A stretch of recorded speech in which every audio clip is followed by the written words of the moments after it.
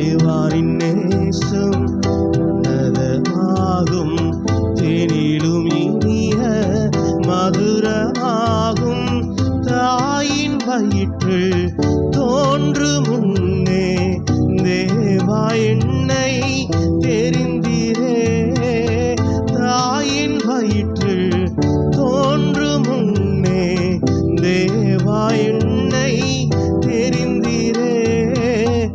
ஆறுதலால் அழைத்தீரே, சோதனை நேரம் ஜெயம் தந்தீர்.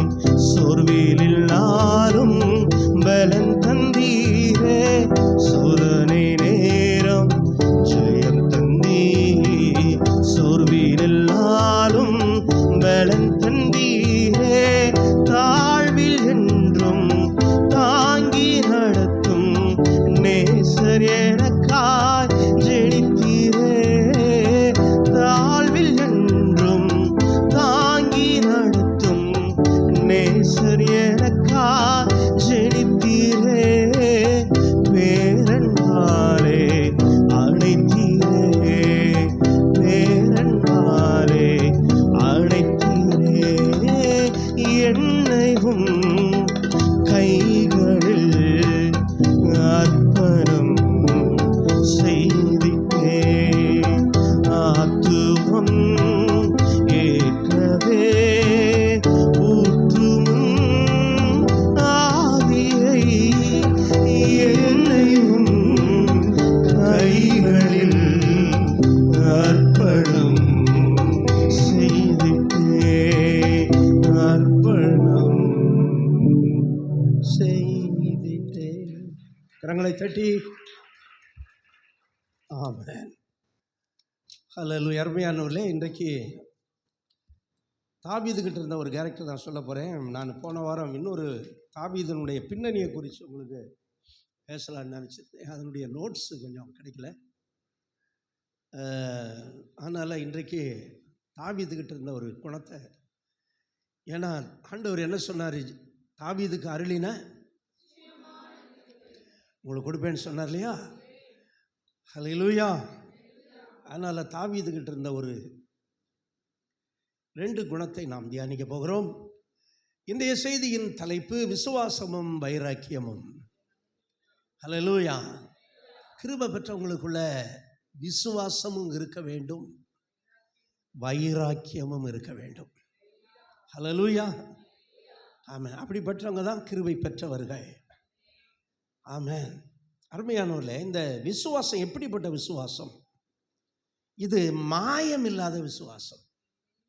என்ன விசுவாசம்? வைராக்கியம். எப்படிப்பட்ட வைராக்கியம்?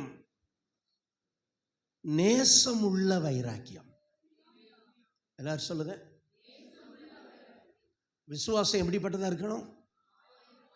ஆமா, மாயம். மாயம்னா கலப்படம்.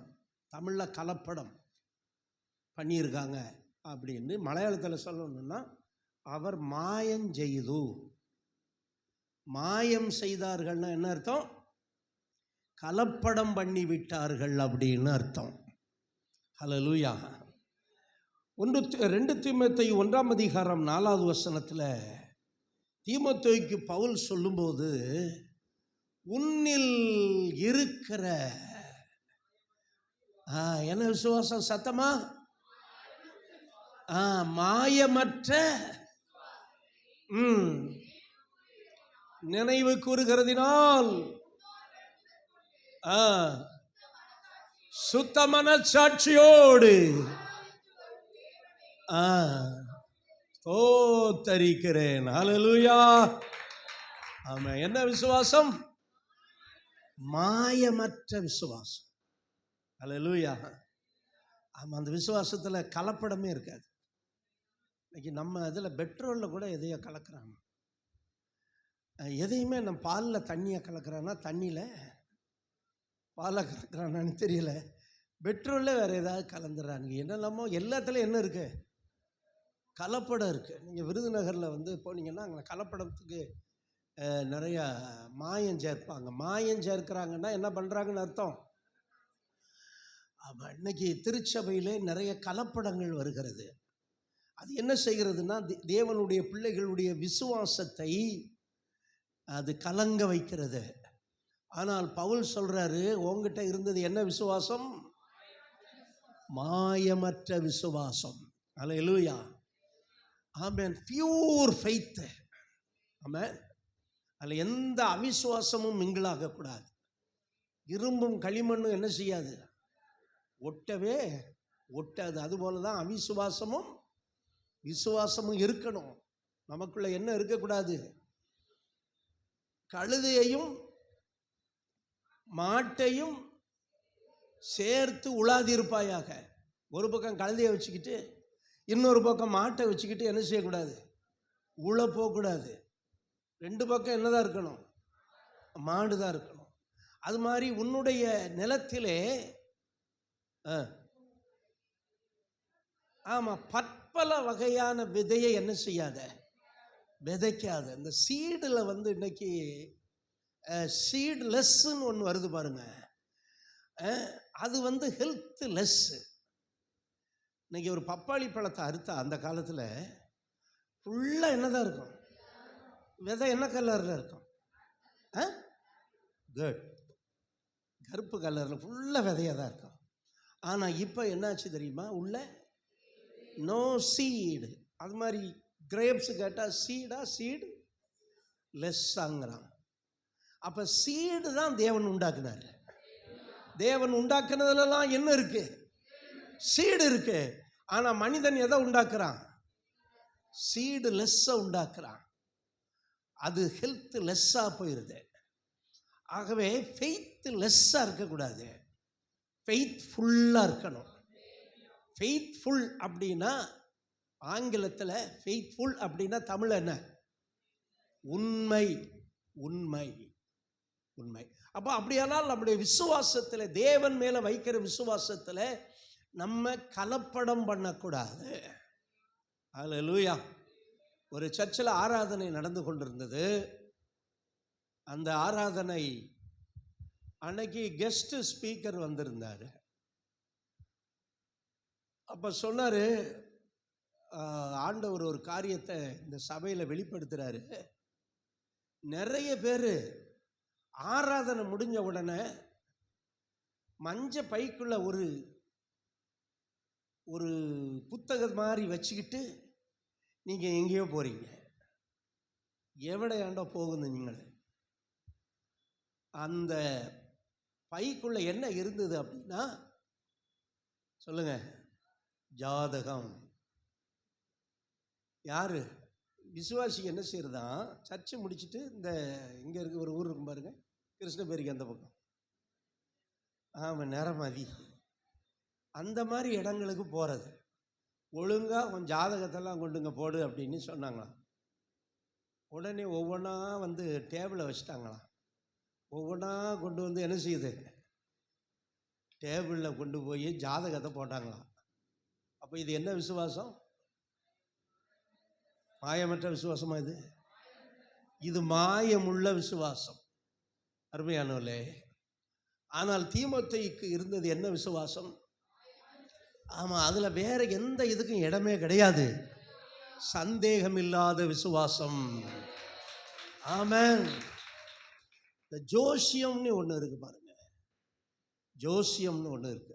அதுவும் கை பார்த்து சொல்கிறது. இந்த டூரிஸ்ட் பிளேஸ்லலாம் நீங்கள் போனீங்கன்னா ஒரு அம்மா ஒரு லேடி ஒரு இது மட்டும் வச்சுருப்பாங்க. என்னது? ஒரு குச்சி மட்டும் வச்சுட்டு நம்ம உங்கள் கையை பார்த்து சொல்லட்டுமா, கையை பார்த்து சொல்லட்டுமா, கையை பார்த்து சொல்லட்டுமான்னு கேட்டிருப்பாங்க. ஒருவேளை அது கூட சரியாக கூட இருக்கலாம். என் கையை பார்த்து சொல்லும்போது இந்த உங்கள் கையை பாருங்கள், இந்த கையில் என்ன இருக்குது? ரேகை இருக்குது. இந்த ரேகை இருக்கு இல்லையா, எங்கேருந்து ஒரு குறுக்க வருது இல்லை ரேகை, இப்படி ரேகை வருது பாருங்க.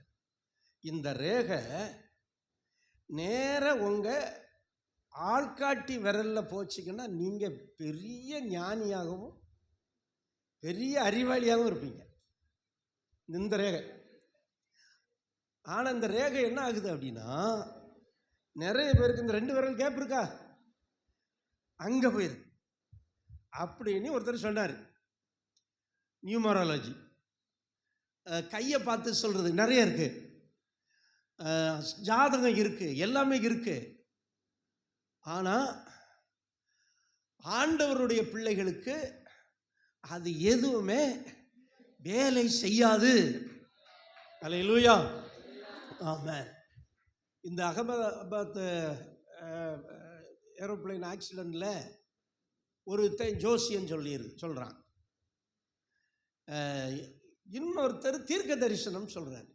ஒரு ஊழியக்காரர் ப்ராப்பர்ட் சொல்கிறார், தீர்க்க தரிசனம் சொல்கிறாரு, ஒரு பெரிய விமான விபத்து நடக்கும் அப்படின்னு. இன்னொருத்தன் ஜோசியன் சொல்கிறான். ரெண்டையும் கம்பேர் பண்ணி பார்க்கும்போது தீர்க்க தரிசனம் சொன்னவர் என்ன சொல்கிறாரு, அது ஆகாயத்தில் நடக்கும் அப்படிங்கிறார். ஆகாயத்தில் ஒரு பெரிய விபத்து நடக்கும்னு.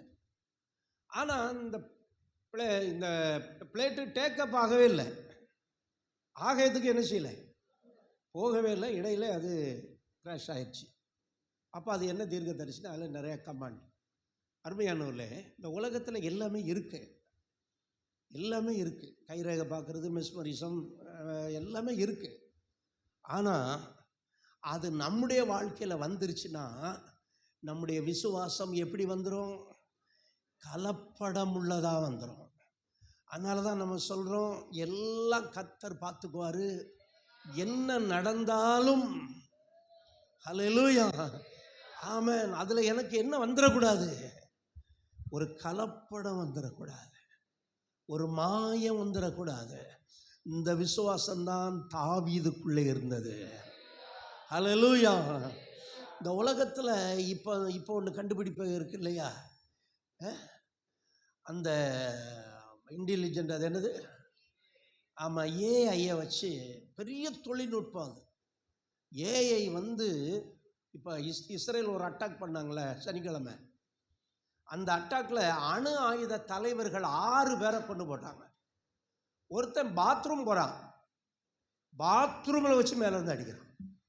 எத்தனாயிரம் கிலோமீட்டருக்கு இங்கே இருக்கான்னு தெரியுமா? ஏறக்குறைய 2000 4000 கிலோமீட்டருக்கு இங்கிட்டு இஸ்ரேல் இருக்கிறான். எல்லாம் இந்த ஏஐ தொழில்நுட்பம் இன்னைக்கு உலகத்தை உலகம் ரொம்ப எங்கேயோ போயிட்டு இருக்கு. கடவுளுக்கு ஈக்குவலாக யார் வந்துக்கிட்டு இருக்கிறா? மனுஷனுடைய கண்டுபிடிப்பு வந்துக்கிட்டு இருக்கு. ஆனால் இவைகள் எல்லாம் நம்முடைய விசுவாசத்தை களங்கப்படுத்திடக்கூடாது. ஒரு அல்லேலூயா சொல்லுங்க, ஆமென். மனுஷனுடைய கண்டுபிடிப்பு இப்போ உள்ளங்கையில் வரைந்திருக்கிறேன்னு ஆண்டவர் சொல்கிறார். உங்களை எங்கே வரைஞ்சிருக்கிறேன்? ஆனால் ஒரு சாட்லைட் நம்ம எங்கே இருக்கோம், நம்ம எந்த வழியில் போகணும், நம்ம போகும்போது எங்கே திரும்பணும், வலது பக்கமா இடது பக்கமா, இன்னும் நம்ம போகிறதுக்கு எவ்வளோ தூரம் என்கிறதையெல்லாம் துல்லியமாக என்ன செய்யுது, கால்குலேட் பண்ணி கொடுக்கறத பார்த்தா இப்போ மனுஷன் யாரை விட பெரியவன் மாதிரி தெரியுறான். ஆமாங்க, நம்ம சொல்கிறோம் போகும் வழியை காட்டுவார் அப்படின்னு. நீங்கள் இங்கேருந்து இப்போ மேப் போட்டிங்கன்னா அது சொல்லும், ரிவைவால் மாரநாதா சர்ச்சில் நீ இருக்க, நீ கொஞ்சம் தூரம் போனோன்னா 10 லெஃப்ட் அப்படிங்க. நீ எங்கே போகணுமோ அதை சொல்லிது. மனுஷன் கடவுளை விட அது அறிவாளியாக இருக்கிறது மாதிரி நமக்கு தெரிகிறது. ஆனால் இவைகளெல்லாம் இதை விட இனி நிறைய சம்பவங்கள் நம்ம கேள்விப்பட போகிறோம். அல்லேலூயா.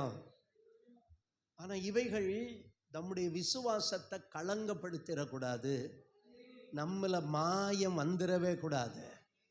எவ்வளோ பெரிய கண்டுபிடிப்பை மனுஷன் கண்டுபிடிச்சாலும் மனுஷன்தான், தேவன் தான். அல்லேலூயா, ஆமென். அன்பு தேவனுடைய பிள்ளைகளே, இதை பற்றி ரொம்ப பேசணும், எனக்கு இப்போ டைம் இல்லை, நான் சப்ஜெக்டில் போகிறேன். 2வது நேசமுள்ள வைராக்கியம். இது மாம்ச வைராக்கியம் அல்ல, இது நேச வைராக்கியம்.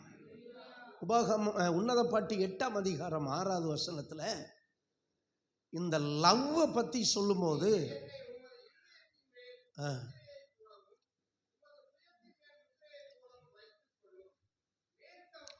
நேசம் மரணத்தை போல் கொடியது நேச வைராக்கியம். இங்க என்ன சொல்லப்படுகிறது? நேச வைராக்கியம். அல்லேலூயா. இந்த கடைசி நாட்களில் தேவனுடைய பிள்ளைகளே, இந்த ரெண்டும் நமக்குள்ள இருக்கணும். ஒன்று மாயமற்ற விசுவாசம், ஒன்று என்னது? இன்னொன்று என்னது? நேசமுள்ள வைராக்கியம். இத ரெண்டு இருந்தாதான் நம்ம இந்த உலகத்துல ஆண்டவருக்காக சாட்சியா வாழ முடியும். அல்லேலூயா. இந்த ரெண்டும் தாவீதுக்குள்ளே இருந்தது. அததான் தாவீது கிருபை பெற்ற அந்த கிருபை நமக்கு வேணும்னு நம்ம சொல்றோம்.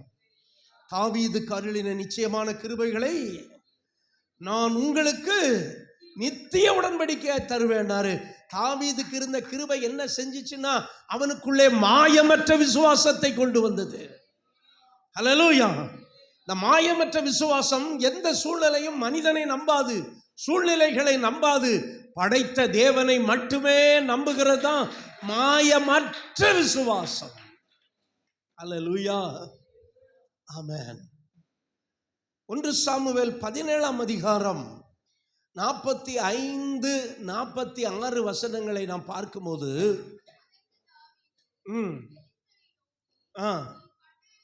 நீ பட்டயத்தோடும் ஈட்டியோடும் என்னிடத்தில் வருகிறாய், நானோ நீ நிந்தித்த இஸ்ரவேலுடைய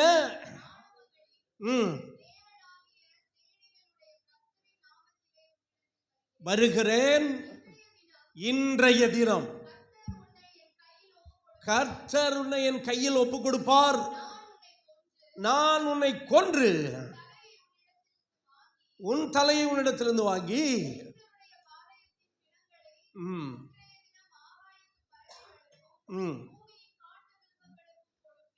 கவனிங்க. இங்கதான் தாவீதுனுடைய விசுவாசம், மாயமற்ற விசுவாசம் வெளிப்படுகிறது. ஒரு அல்லேலூயா சொல்லுங்க. அருமையானவர்களே, இந்த சம்பவத்தை படிக்க படிக்க நமக்கு போர் அடிக்காது. நீங்க எத்தனை முறை 1 சாமுவேல் 16, 17, 18 வரை படிச்சீங்கன்னா எத்தனை முறை படித்தாலும் போர் அடிக்காது. ஏன்னா அதில் இருக்கிறது ஒரு ஸ்டோரி மாதிரி இருக்கும், ஒரு சூப்பர் ஸ்டோரி அதில் இருக்கும். அல்லேலூயா. ஆமென். அருமையானவர்களே, நேற்று போன வாரத்தில் பார்த்தோம், தாவீது சவாலை சந்திக்கும்படி கர்த்தர் அவனை அந்த களத்துக்கு கொண்டு வந்தார். அல்லேலூயா. ஆடுகளை மேய்த்து கொண்டிருந்த தாவீது இப்போ எங்கே வந்துட்டான்? யுத்த களத்துக்கு வந்துட்டான். அதனால் போன வாரம் சொன்னேன், களத்துக்கு வரும்போது சவால்களும் வரும், விமர்சனங்களும் வரும். இதை ரெண்டையும் தாங்கி நிற்கின்றவன் தான் கிருபை பெற்ற மனிதன். அல்லேலூயா. இப்ப பாருங்க, இந்த சவாலை அவன் எப்படி மேற்கொள்றான்னா, அவன் சொல்றான், இன்றைக்கு கர்த்தர் உன்னை என் கையில் ஒப்பு கொடுப்பார். இன்றைக்கு கர்த்தர் உன்னை என் கையில் ஒப்பு கொடுப்பார். நான் உன்னை கொன்று உன் பிணத்தை, உன் மாம்சத்தை ஆகாயத்து பறவைகளுக்கு கொடுப்பேன். இந்த ரெண்டும் விசுவாசத்தில் வருது பாருங்க. ஆமென். இன்றைக்கு கர்த்தர் உன்னை என் கையில் ஒப்பு கொடுப்பார். நான் உன் பிணத்தை பறவைகளுக்கு கொடுப்பேன். அல்லேலூயா. ஆமென். தாவீதுக்கு இருந்த அந்த மாயமற்ற அந்த விசுவாசம். அல்லேலூயா.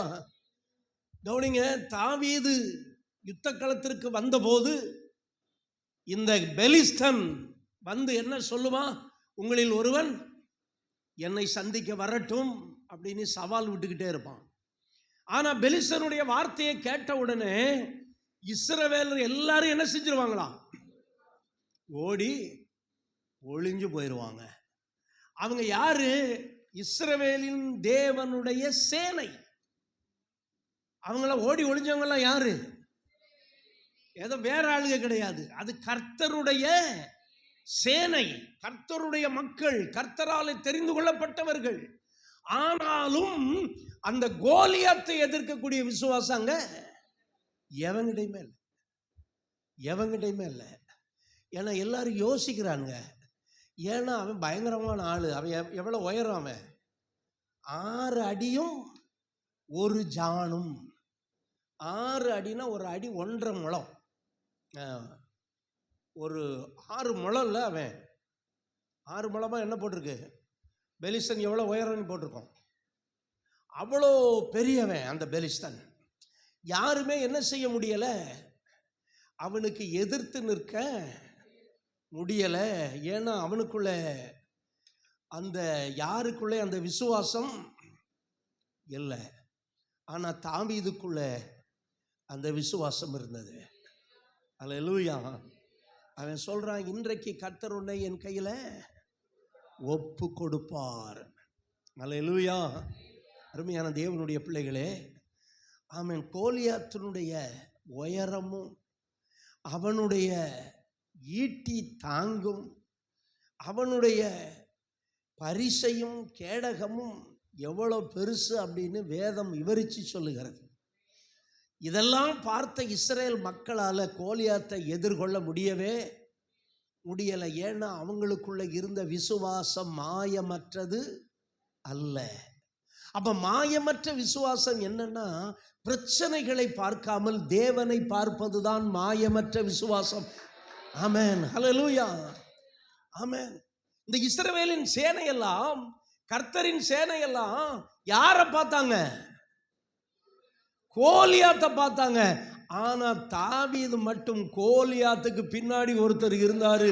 அவர் கோலியாத்தை விட பெரியவர். கரங்களை தட்டி ஓ ஹல்லேலூயா.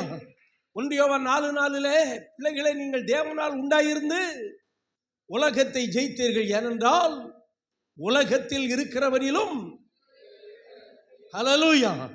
எல்லாரும் கோலியாத்தினுடைய உயரத்தையும் அவன் வெயிட்டையும் அவன் ஹைட்டையும் அவன் வெப்பன்ஸையும் பார்த்தாங்க. ஆனா தாவீது மட்டும் ஆமென், அவன் சொல்றான், நீ நிந்தித்த ஆமென் கர்த்தருடைய கர்த்தரை முன் வச்சு சொல்றான், இன்றைக்கு கர்த்தருடைய என்ன செய்வார்? உன்னை என் கையில் ஒப்பு கொடுப்பார். ஹல்லேலூயா, ஆமென், ஆமென். எல்லாத்துக்குள்ளேயும் விசுவாசம் கலப்படமாக இருந்த போது தாவீதுக்குள்ளே மாயமற்ற விசுவாசம் இருந்தது. அப்ப மாயமற்ற விசுவாசம்னா என்னன்னு சொன்னேன்? ஆமாமா, அதான் எந்த சூழ்நிலையிலும் தேவனை மட்டும் பார்ப்பதுதான் மாயமற்ற விசுவாசம். பிரச்சனைகளை பார்க்கிறது இல்லை, நம்மை நாமே பார்த்து நொந்து போகிறது இல்லை, நம்முடைய தோல்விகளை அல்ல, ஏமாற்றங்களை அல்ல, குறைவுகளை அல்ல. நம்ம வாழ்க்கையில் எப்பவும் குறைவு வந்துகிட்டே தான் இருக்கும். ஆனால் நம்ம பார்க்க வேண்டியது தேவனை. ஹல்லேலூயா. கர்த்தரின் சேனை என்று சொல்லப்படுகிற இஸ்ரவேலர் எல்லாரும் எதை பார்த்தாங்க? கோலியாத்தை பார்த்தாங்க. ஆனா தாவீது மட்டும்தான் கர்த்தரை பார்த்தான். ஹல்லேலூயா. அதனாலதான் அவனுக்கு கோலியாத்து ரொம்ப பெருசா தெரியல. ஹல்லேலூயா. அதனாலதான் கோலியாத்தை அடிக்கிறதற்கு சவுலின் ஆமென் ஆயுதங்களும் சவுலின் வஸ்திரமும் அவனுக்கு என்ன செய்யல? தேவைப்படல. ஆமென் சொல்லுங்க பார்க்கலாம். இவன் நான் கோலியாத்தை அடிச்சு கொல்ல போறேன்னு உடனே இவனை சவுலுக்கிட்ட கூட்டிகிட்டு போயிட்டாங்க. சவுலு சொல்றான், என்னப்பா நீ சின்ன பையனா இருக்கிற, பார்க்க சிவந்த மேனியும் அழகிய கண்களும் உள்ளவனா இருக்கிற, உன்னை பார்த்தா சண்டை போடுற மாதிரி தெரியல, ரவுடி பைய மாதிரி தெரியல. ரவுடி பைய பார்த்தாலே தெரியும், அவன் முடி வெட்டும், அவனுடைய மொழியும். சிலர் சொல்லுவாங்க, இந்த போலீஸ் எல்லாம் கரெக்டாக திருடனை கண்டுபிடிச்சிருப்பாங்க. ஏன்னா முழிக்கிற மொழி எப்படி இருக்கு? இவனோட திருட்டு மொழி முழிக்கிறான், அப்படியே முழிப்பான். முழிச்சோடனே கண்டுபிடிச்சிருவாங்க, ஏன்னா சைக்காலஜியில் கண்டுபிடிச்சிருவாங்க. ஆனால் தாவீது அப்படி இல்லை, பார்க்கறதுக்கு. அல்லது இவன் ஒரு ரவுடி மாதிரி இருந்தால் கூட, சின்னதில் இன்னைக்கு ரவுடிஸ் இருக்கானுங்கல்ல, சவுலு பரவாயில்ல, பார்க்க ஒரு மாதிரி தான் இருக்க, அடிச்சு தள்ளி இருப்பான். ஆனால் இவனும் எப்படி இருக்கான்? இவன் சிவந்த மேனியும் அழகு கண்களும் சுருட்ட முடியும், 16 years old, எப்படி இருந்துப்பா பாருங்க. அதனால சொல்றான், இதெல்லாம் உன்னால முடியாது. அவன் சின்ன வயசுல இருந்தே யாரு யுத்த வீரன்.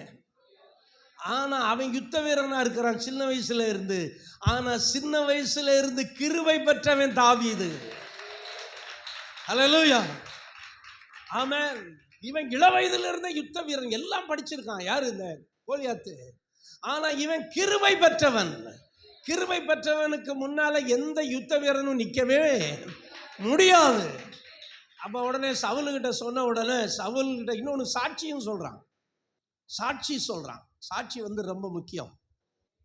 அதான் போன வீட்டு கூட்டத்தில் நம்ம சாட்சி சொல்ல சொன்னோம் இல்லையா? அவன் சாட்சி அவங்க சொல்லணும். அது இந்த வீட்டு கூட்டத்தில் எல்லா வீட்டு கூட்டத்திலையும் அந்த வீட்டுக்காரங்க சாட்சி சொல்லணும். ஆமென். கவனிங்க, சொல்கிறான், நான் ஒரு விசை என் தகப்பனுடைய ஆடுகளை மேய்த்து கொண்டிருந்த போது ஒரு விசை ஒரு கரடியும் ஒரு விசை ஒரு சிங்கமும் வந்தது. மந்தையில் இருக்கிற ஒரு ஆட்டை அவைகள் பிடித்து கொண்டு போனது. நான் தொடர்ந்து போய் அவையின் கைகளுக்கு அதை தப்புவித்தேன். கவனிங்க என் அன்பு தேவனுடைய பிள்ளைகளே, இவன் ஒரு சாட்சியை சொல்றான். ஏன்னா தேவன் என்னை எப்படி நடத்துறார் என்று சாட்சி சொல்ல கர்த்தருடைய பிள்ளைகளுக்கு கிருபை வேணும். ஹல்லேலூயா. நேற்று அந்த போன வாரம் அந்த சகோதரி சொன்ன சாட்சி எல்லாருக்கும். இந்த சாட்சியில் ஒரு காமெடியை வேற சொல்லிவிட்டாங்க. ஆனால் யாருக்கும் சிரிப்பு வரல. ஏன்னா அந்த சாட்சி ரொம்ப அற்புதமான சாட்சியாக இருந்தது. எல்லாருக்குள்ளே அப்படிப்பட்ட சாட்சிகளை ஆண்டவர் வச்சிருக்கிறார். கரங்களை தட்டி சாட்சிகளுக்காக கர்த்தரை மகிமைப்படுத்தினார். ஆமென். என் அன்பு தேவனுடைய பிள்ளைகளை, இவன் என்ன சொல்றான்? அவன் கர்த்தர் ஒரு சிங்கத்தை கிழிக்க பலன் தந்தார், ஒரு கரடியை கிழிக்க பலன் தந்தார்.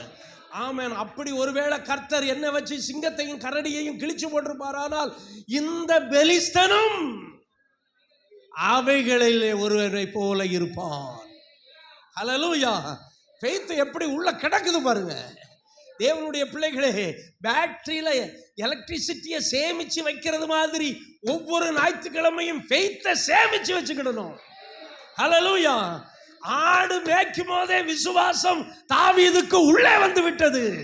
ஒரு விசை, ஹல்லேலூயா, ஒரு கரடி, ஒரு விசை, ஒரு சிங்கம். ஆனா ரெண்டும் சேர்ந்து ஒரு அடக்கம் வருது.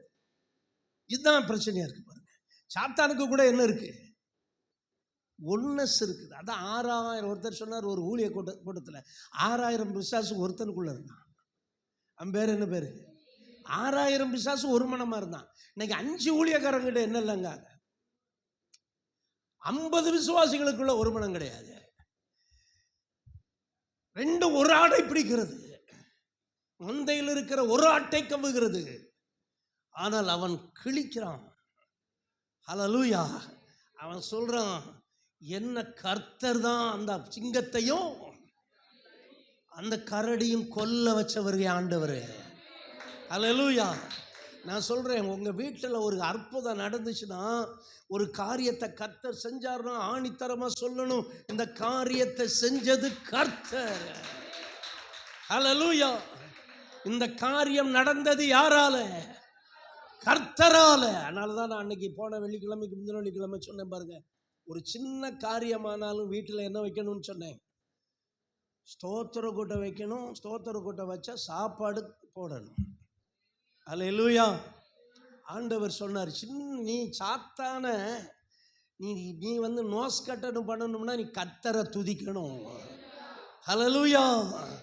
கர்த்தரை துதிச்சாலும் ஆட்டோமேட்டிக்காக சாத்தா யாரும் என்ன ஆயிடுவான்? இவர் என்ன பண்ணுவார்? சாத்தான நோஸ் கட் பண்ணுறதுக்கு நமக்கு விருந்து வைப்பார். நம்ம அவருக்கு விருந்து வைக்கணும். அவருக்கு வைக்கிற விருந்து ஸ்பிரிச்சுவல் விருந்து, நமக்கு அவர் வைக்கிற விருந்து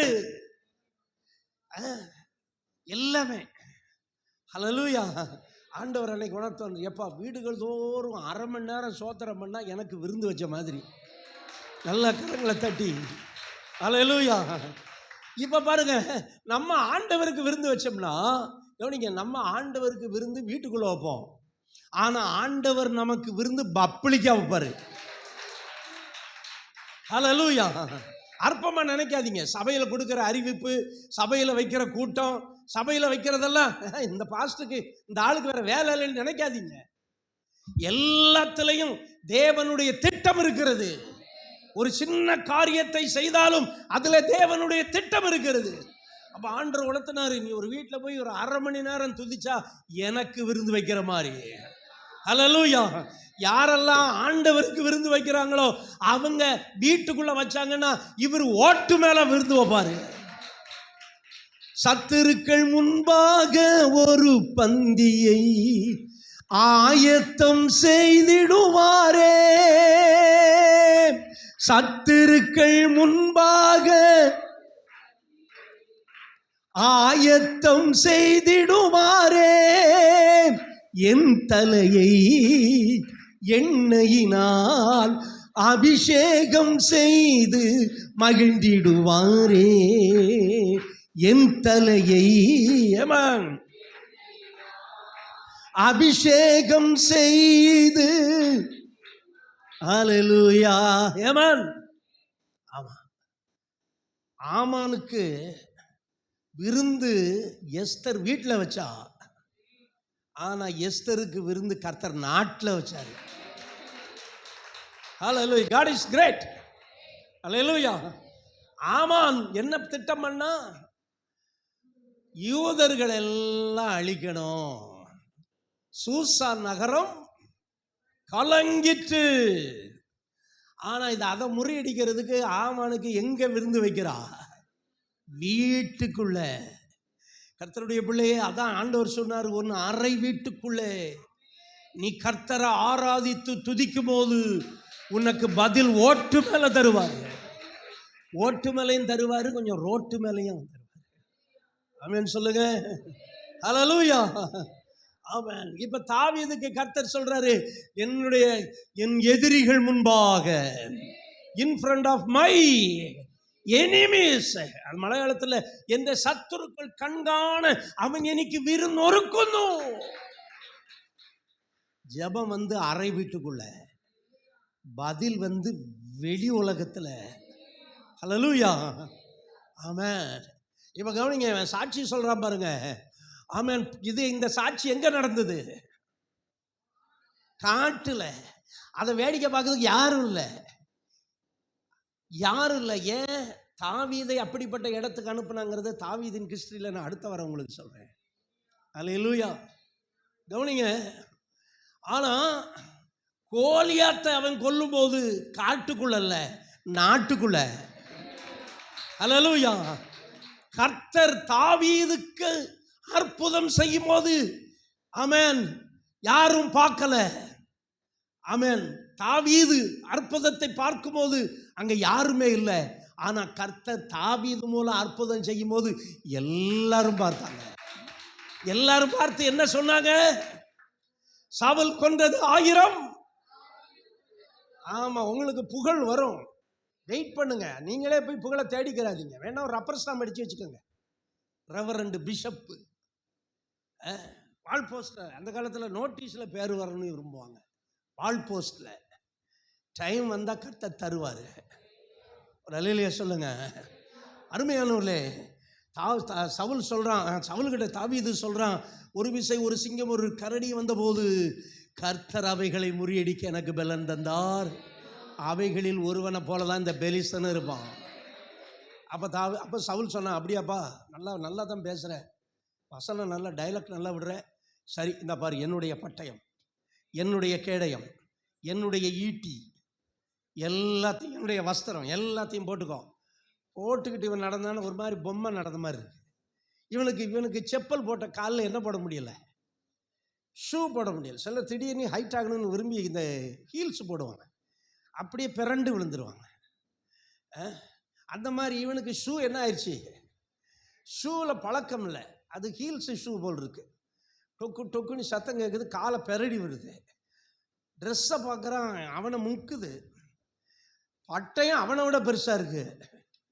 இதெல்லாம் எனக்கு லாய்க்கு நீ கலத்தி தூக்கி தூர போட்டுட்டு.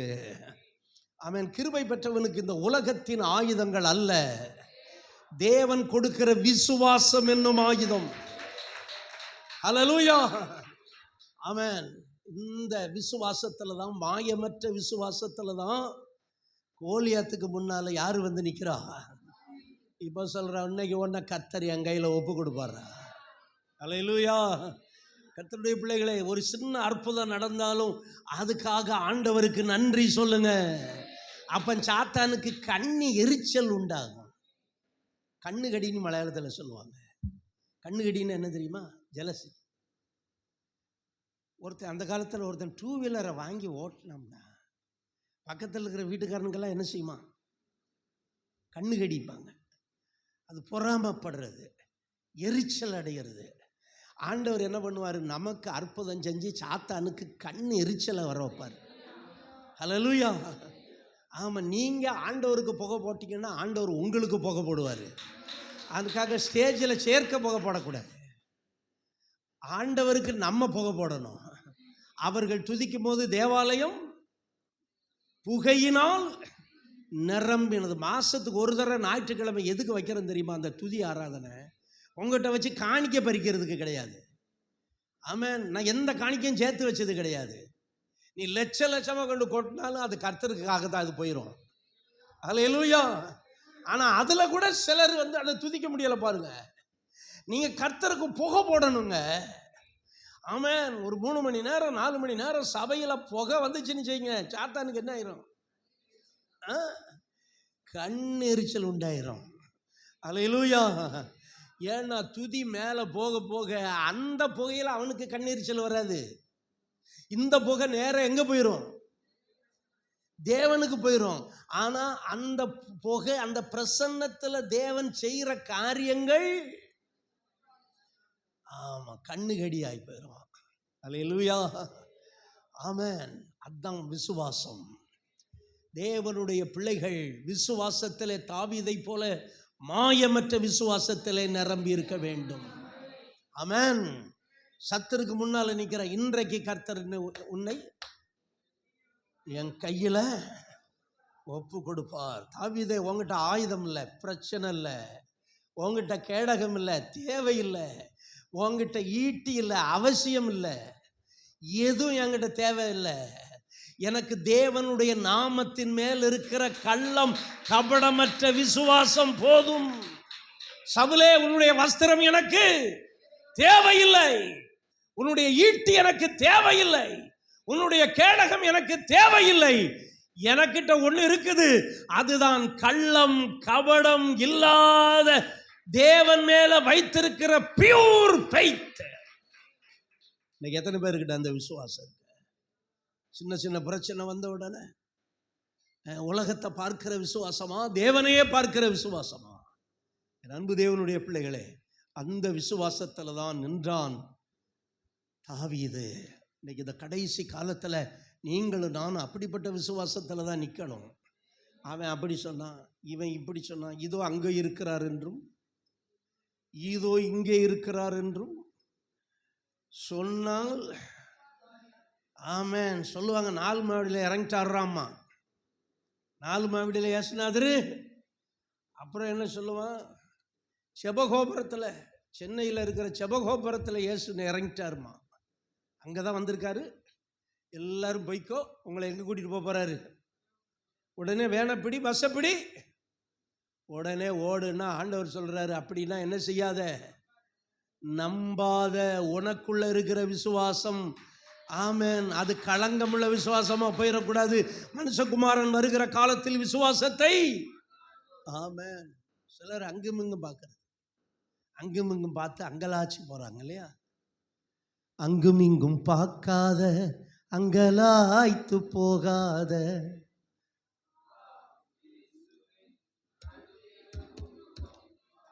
சூழ்நிலையை பார்க்காதே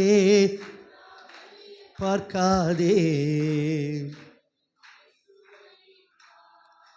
கடலையை பார்க்காதே,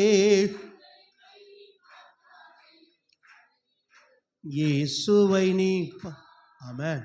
அந்த சூழ்நிலையிலும் தேவனையே பார்க்கிறதுக்கு பேர் தான் களங்கம் இல்லாத விசுவாசம். தாவீதுக்கு அந்த விசுவாசம் இருந்ததுனால அவன் எதுக்கும் பயப்படல. அவங்ககிட்ட எந்த ஆயுதமும், சும்மா அந்த மாங்காய் கல்லு தான் அவங்ககிட்ட இருந்தது. ஆமென். ஹல்லேலூயா. அவன் 2வது அவங்ககிட்ட இருந்த நேச வைராக்கியம். ஆமென் சொல்லுங்க பார்க்கலாம். மாயமற்ற விசுவாசம், நேசமுள்ள. ஆமென். என்ன சொல்றான் பாருங்க, 17ஆம் அதிகாரம் 26வது வசனத்தில்,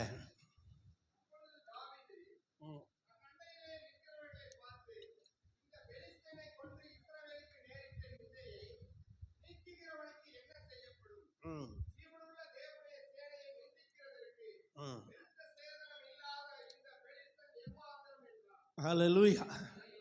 எல்லாரும் சொல்லுங்க, ஜீவனுள்ள தேவனுடைய சேனையை நிந்திக்கிறதற்கு இந்த விருத்த சேதனம் இல்லாத. ஆமா, அவன் எப்படி சொல்லியிருப்பான் தெரியுமா? அந்த இடத்துல அவன் கண்ணு ஏற்கனவே செவந்த கண்ணு, இப்ப அதை விட செவந்திருக்கும். தேவன் பேரில உள்ள நேச வைராக்கியம்.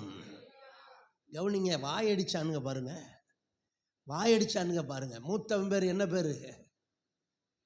எலியாப்பு. உனக்கு வைக்கிறான்டா கோலியாத்து ஆப்பு. எலியாப்பு வந்தவன வேகமா ஓடி வர்றான். யாருக்கிட்ட?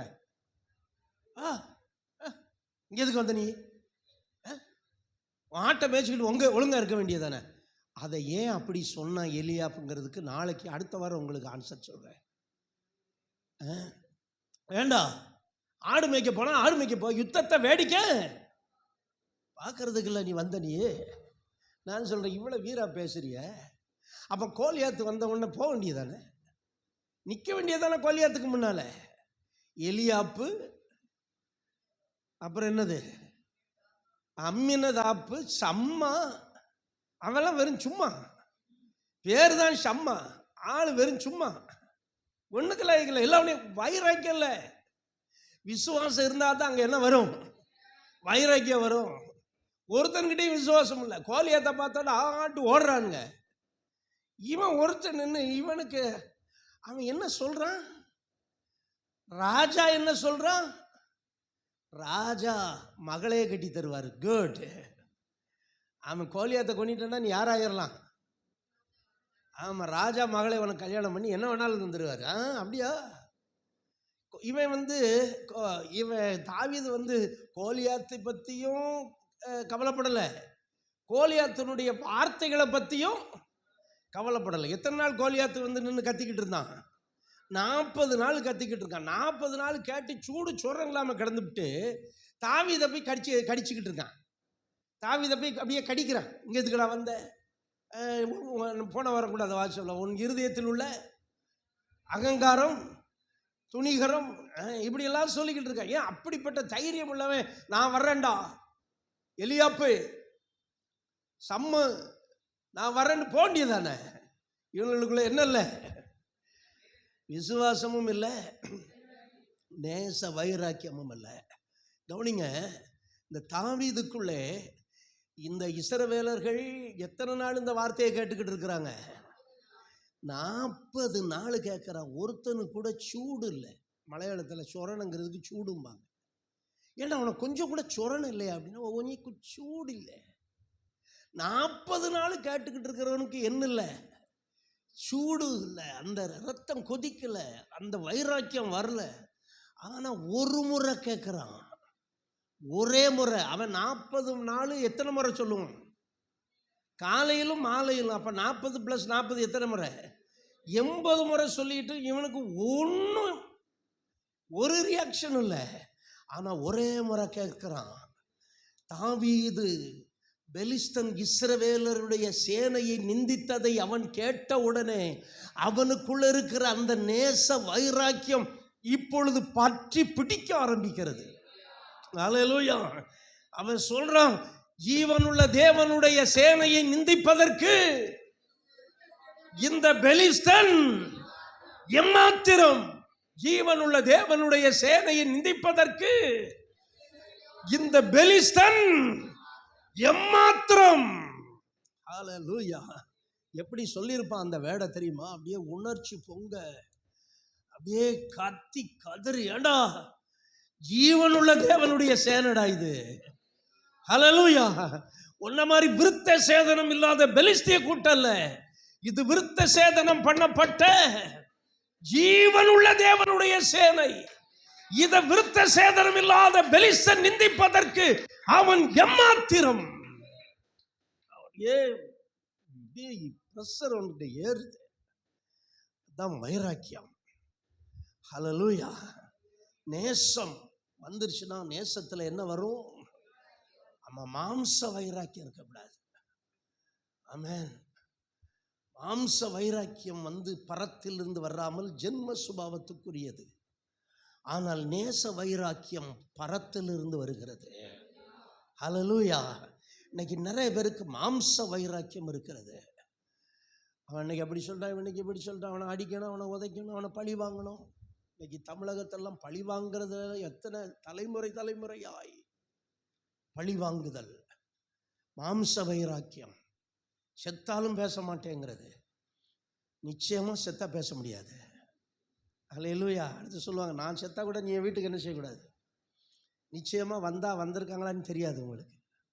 இந்த மாதிரியெல்லாம் வச்சுக்கிட்டு நம்ம வாழ்க்கை அப்படி வச்சுக்கிட்டு நம்ம வீராப்பு பேசிடக்கூடாது. மன்னியுங்கள், மன்னிக்கப்படுவீர்கள். ஆசீர்வதியுங்கள், ஆசீர்வதிக்கப்படுவீர்கள்.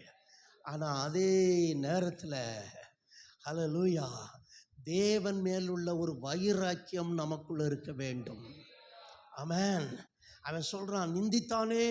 17 அதிகாரம் 10வது வசனத்தில் என்ன சொல்றான் பாருங்க. அவன்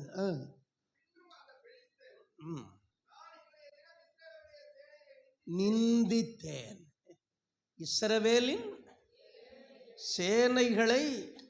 அதனால தான் அவன் சொல்றான் 26வது வசனத்தில், இஸ்ரவேலரின் சேனையை நிந்திக்க இந்த விருத்த சேதனம் இல்லாத பெலிஸ்தன். அவனுக்குள்ள இருந்த ஒரு வைராக்கியம், ஆண்டவர் மேல விசுவாசம் வரும்போது அந்த அன்பின் வைராக்கியம் உருவாகிறது, நேச வைராக்கியம். அதனால தான் எல்லா பிரச்சனை மத்தியிலும் அல்லேலியா போட்டுட்டு உட்காந்துக்கிட்டு இருக்கோம். அந்த நேச வைராக்கியம் மட்டும் இல்லைன்னா நம்ம இன்னைக்கே வேஷத்தை கலைச்சிருப்போம். விசுவாசிங்கிற வேஷத்தை கலைச்சி உலகத்தான் என்கிற பொட்டை வச்சு எப்பமோ போயிருப்போம். நமக்குள்ள அந்த வைராக்கியம் இருக்க போய் தான் அத்தனை பாடுகள் மத்தியிலும் அத்தனை தேவைகள் மத்தியிலும் ஞாயிற்றுக்கிழமை தோறும் அல்லேலியா போட்டுக்கிட்டு இருக்கிறோம். அல்லேலூயா. இதுதான் நம் ஆண்டவர் மேலே வைத்திருக்கிற நேச வைராக்கியம். அல்லேலூயா. ஆமென். ஜெபத்துக்கு கூட பதில் இல்லை, கேட்டதுக்கு பதில் கிடைக்கல. ஆனாலும் நான் கர்த்தரை விடலை. கர்த்தர் தருகிறதற்காக நான் கர்த்தரை தேடலை, கர்த்தருக்காக நான் கர்த்தரை தேடுகிறேன். ஹல்லேலூயா. அந்த நேச வைராக்கியம் இன்னைக்கு இருக்கிறதுனால தான் ஞாயிற்றுக்கிழமை ஓடி வருகிறோம் அவருடைய சமூகத்திற்கு. ஹல்லேலூயா. ஆமென். என்ன வேலைகள் இருந்தாலும், அதனால எவ்வளவு சம்பளம் வந்தாலும், அதனால எவ்வளவு ஆசீர்வாதம் நமக்கு வந்தாலும், நான் ஞாயிற்றுக்கிழமையாவது கர்த்தருடைய சமூகத்தில் இருக்க வேண்டும் என்று வருகிறோம் பாருங்க. அதுக்கு பேர் தான் நேச வைராக்கியம். ஹல்லேலூயா. ஆமென். அன்னைக்கு பார்த்து சொந்தக்காரன் பத்திரிக்கையை கொண்டு கொடுத்துக்கிட்டு இருப்பான், ஞாயிற்றுக்கிழமை என்னது கல்யாணம் அது இதுன்னு. ஆனா அதெல்லாம் பேக் பண்ணி வச்சுட்டு ஆராதனையை முடிச்சிட்டாவது நான் வர்றேன்னு சொல்றேன் பாருங்க. அதுவும் ஒரு நேச வைராக்கியம். அல்லேலூயா. 40 நாளா அதே வார்த்தையை கேட்ட ஒருத்தனுக்கு கூட சூடு சொரணை வரல. ஆனா ஒரே முறை கேட்ட தாவீதுக்குள்ளே அந்த நேச வைராக்கியம் அவனுக்குள்ளே வந்தது. என் அன்பு தேவனுடைய பிள்ளைகளே, நாம் கர்த்தருக்காக வாழ்கிறவர்கள் மட்டும் இல்ல, வைராக்கியமாய் வாழுகிறவர்கள். அல்லேலூயா.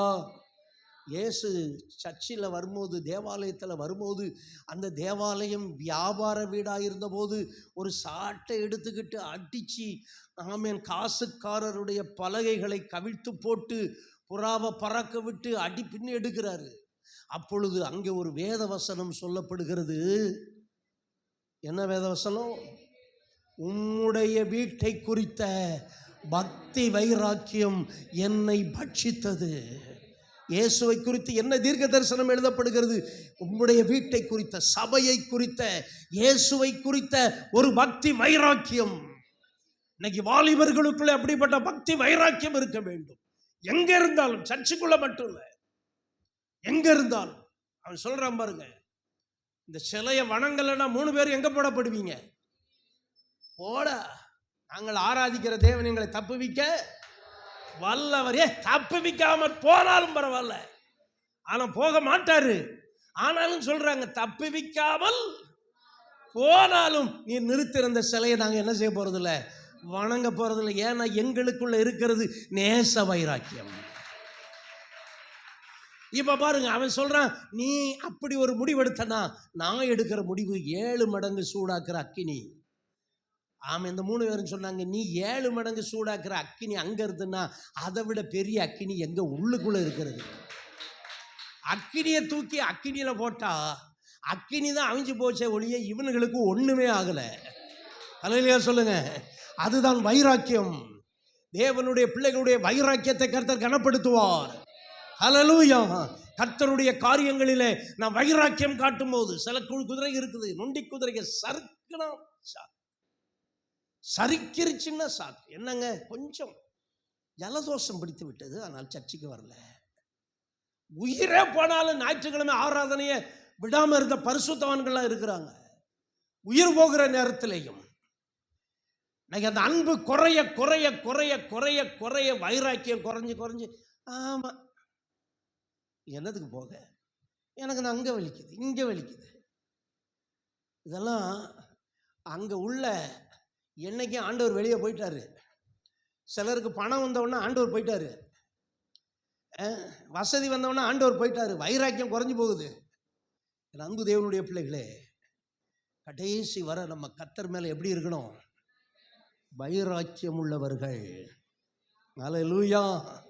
இவன் என்ன சொன்னான் பாருங்க, அப்படியே எங்களை விடுவிக்காமல் போனாலும் நீ நிறுத்தின சிலையெல்லாம் நாங்க வணங்க போறதில்லப்பா.